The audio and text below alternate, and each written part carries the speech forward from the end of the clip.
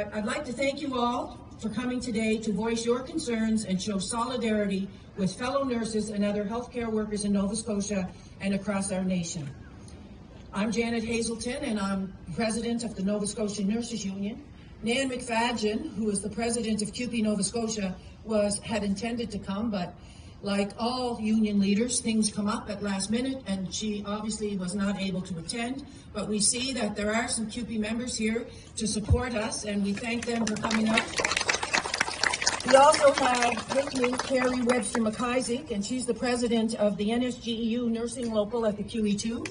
And we thank NSGEU, although they're not a member of CFNU as such, they certainly are involved in and support all of the nursing issues and they're going through the same thing we are, as well as Unifor, who represents nurses primarily in Cape Breton. They represent the nurses there. So there are 4 unions representing nurses in this province.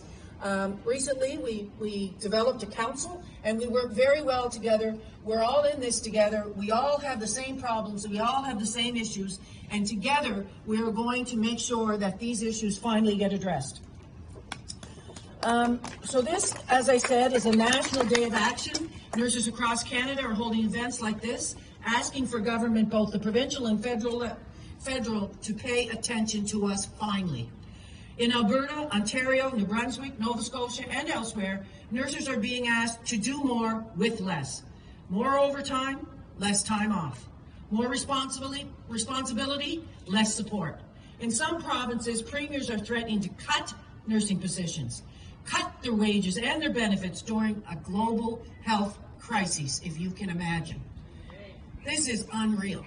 Who would have thought, now that some premiers think that COVID is over, in Alberta specifically, they wanted to reduce their wages and slash their collective agreement. Unreal. Like, where are these premiers? Where are their heads? Nurses have been giving their all, long before the pandemic.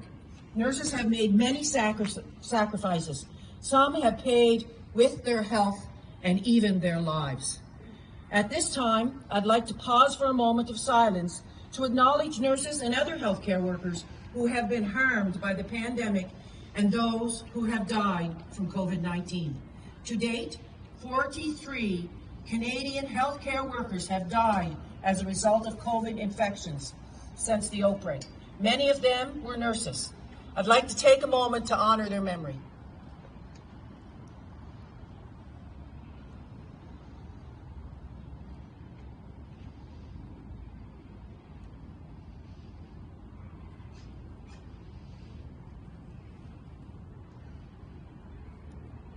So we'd like to extend our condolences to those healthcare workers and their families. There were mums and dads that went to work through COVID to begin their shift that never came home. That is unreal in this day and age.